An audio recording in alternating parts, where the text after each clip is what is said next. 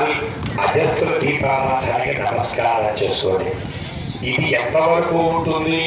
ఈ 3 రోజుల వరకు మాత్రమే.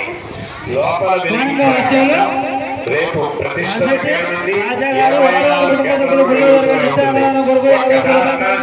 దీపం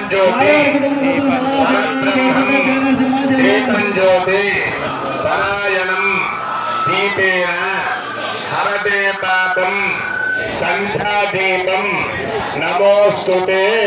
ఒక్కసారి అందరూ అజస్ర దీపారాధనకి నమస్కారం చేసుకొని చక్కగా కళ్యాణ వేదిక దగ్గర పదనందరూ కూడా ఆ యొక్క స్మరణని లోపల పెట్టిస్తాను. యాగశాల ఉంటుందండి. ఈ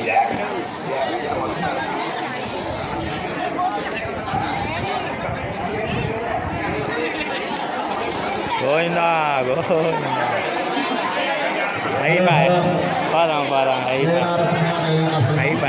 అయిపోయిందా కుంటే అమ్మ అందరూ నిలబడండి.